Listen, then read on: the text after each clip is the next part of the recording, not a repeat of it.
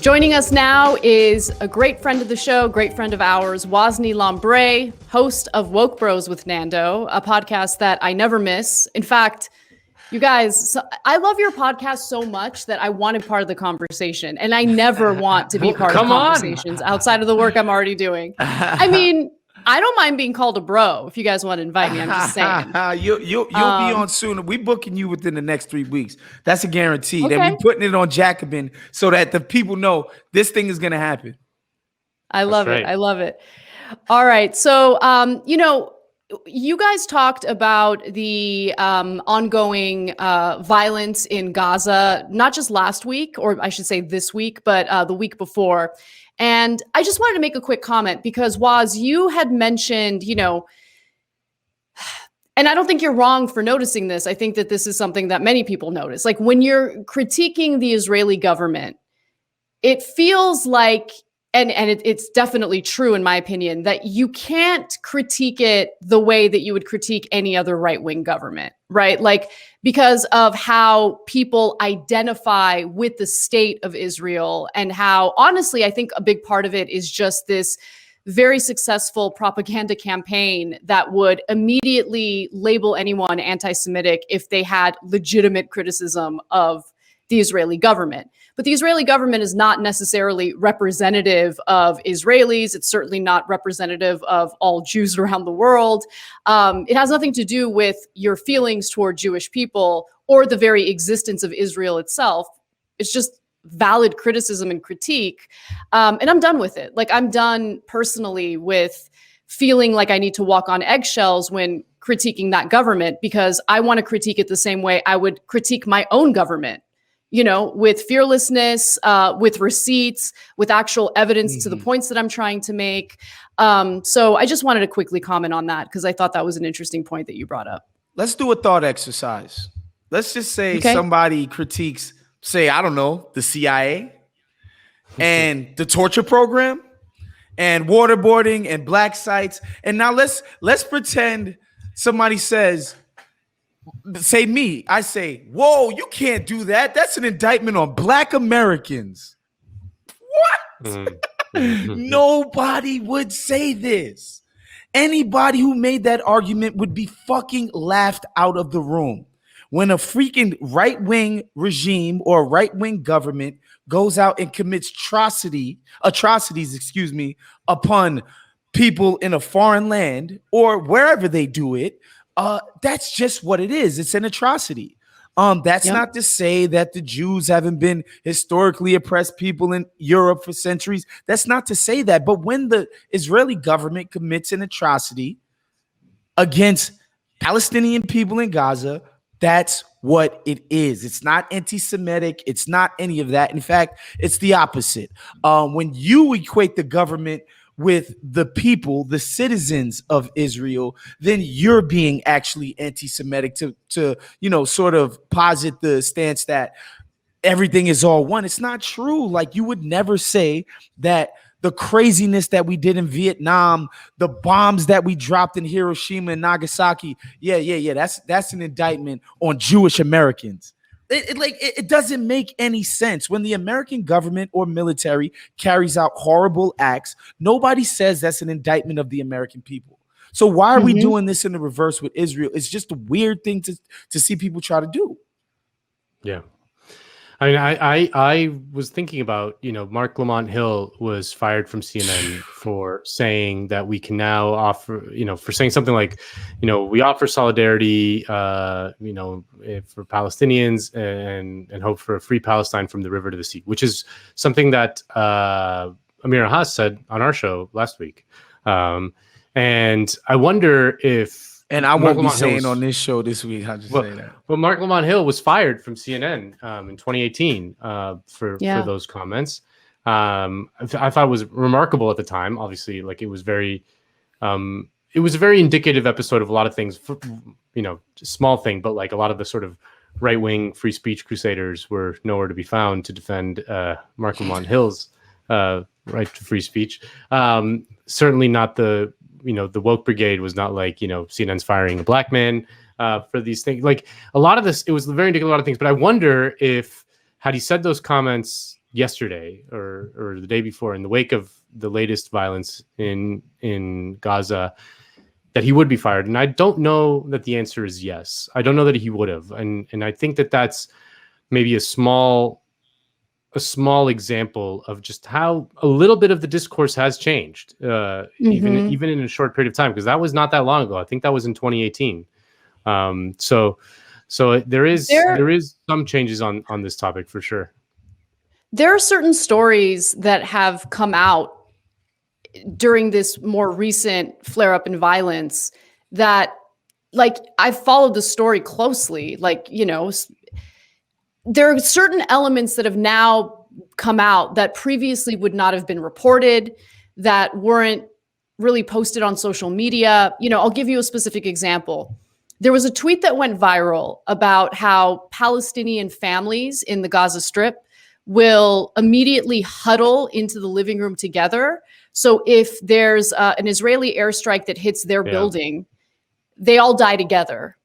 And the New York Times has a podcast called The Daily, and I was listening to that just yesterday. Remarkable. Dude, it was such a good podcast. I was crying while listening to it. I was on my walk or whatever, and when she started talking about her family and what they do, and also when she specifically was talking about her younger siblings who don't really understand what's going on. I mean, it's, how do you listen to that and not criticize the Israeli airstrikes in the Gaza Strip? How do you not criticize that?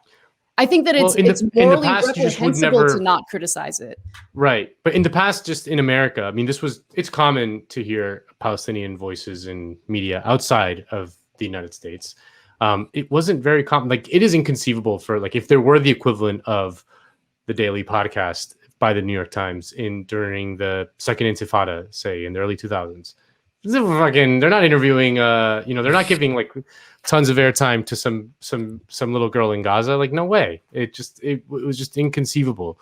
So I too noticed that. I did listen to that episode, and it was brutal. But it was also kind of, I think, a sign of how things are changing.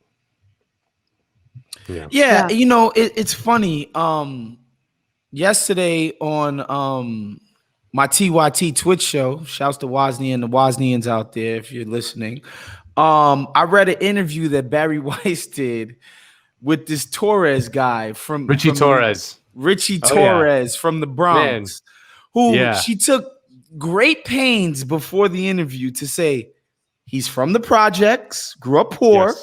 Yes. He's Afro-Latinx. Yeah. And he's gay. Afro-Latinx. Yeah. And he's gay. So clearly everything that comes after this is unassailable, libs. Obviously, because a gay guy who's a black Dominican and grew up in the projects could never say something that was stupid about Israel. Right. And he goes up there and says, oh, there's a bunch of propaganda being spewed, blah, blah, blah, about Israel. I'm like, bro, we've been propagandizing the opposite for decades, forever. There's like, people are now pointing out that Israel does horrible things to the Palestinians in Gaza for the first time ever in mass media. But it's not propaganda. It's like, it's a correction of the record. It's ridiculous. Yeah, Richie Torres was already saying that kind of stuff in his campaign, and it's like, what is he's insane. Where is this coming from? Well, I mean, another example, by the way, is Ned Price, who's a spokesperson for the State Department, right? He's gay. I remember when Biden had appointed him, it was like a big story, like, ooh, first ever gay guy who's going to serve in this particular role. I don't care. I just personally don't care. What I do care about, though, is how he handles questions from reporters about the murders of Palestinian children. He didn't have the ability to condemn it. He couldn't even condemn it. No, it's not a difficult thing to do. Okay. Even if you are, complimentary toward the Israeli government, even as they're doing all of this, it should not be difficult to condemn the deaths of civilian children or children, period. It's just like, I'm done with the, no, this is a good guy or this is a good person because they happen to be part of a disenfranchised group. But you can be part of a disenfranchised group and also be an awful person. Like, that exists. And so like, don't try to sell the American people on, hey, this person might do horrendous things, but they happen to be gay. I don't care. Don't care. Well, one of the things that Noah Colwyn talked in Waz and I's talk with him on the Woke Bros podcast is that, for the first time, also one of the things that we're seeing is coverage of Palestinian resistance to the Israeli violence. And I wanted to talk about that a little bit this week. I mean, we talk a lot about labor issues on this very show and how the most powerful tool that regular people have is organized labor and the strike and things like that. I found it very interesting that this week the Palestinians called for a general strike. On Tuesday, the Higher Arab Monitoring Committee called a general strike, and it was remarkable how many people joined it. This article in Haaretz talks about various different sectors that joined the strike, but they focused first on these cleaners in an Israeli city that are mostly Palestinian, right? Palestinians. There's 20% of the citizens of Israel are Arabs, and they provide a lot of the labor, essentially, like and so they underwent this general strike, and the residents of the city to the cleaners strike response was, quote, "This is the perfect time to fix this distortion and start to employ only Jews or Arabs who are loyal to the state of Israel and declare so openly," one resident wrote to City Hall. Another added, "Fire them. It's identifying with terror." And another raged, "Now employ only Jews and they can go to hell." Only one resident countered these comments, writing, "People are losing their homes and their lives these days, but Modi'in's, this is the city, garbage hasn't been collected. Too bad that the garbage that comes out of people's mouths is harder to collect." But to sort of illustrate the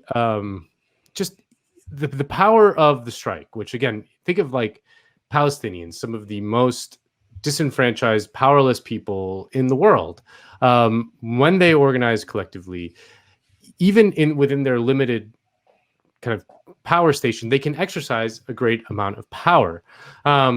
They wrote, the article continued, Avi Mizrahi, who's the chairman of the Union of Cleaning Companies, who's also the employer of these workers, said some had wanted to come to work, but when they got to checkpoints, they were subjected to pressure not to break the strike.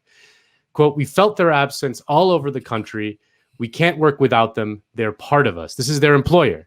And then furthermore, in Bet Shemesh, which is experiencing a construction boom, all the cranes were silent on Tuesday. One crane operator said that many operators are Arabs who were striking, and added, if we would all fight the way for workers' rights, maybe we would achieve something.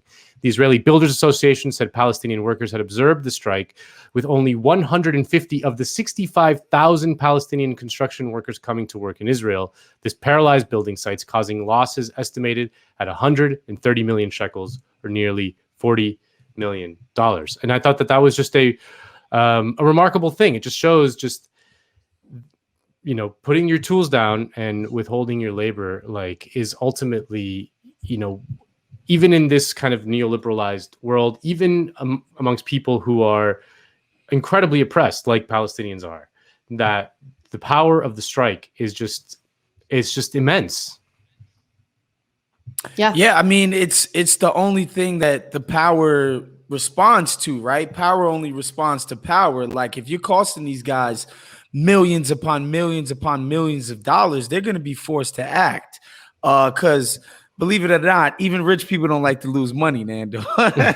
So they're gonna respond to that, and it's crazy because that's kind of all they have. You have to band together collectively. Individually, what can you really accomplish against something as powerful as the Israeli state or the American government by proxy? Like, that's gonna be tough to go up against individually. But if you can if workers are banding together and sending a message loud and clear, then that's a beautiful thing, in my opinion.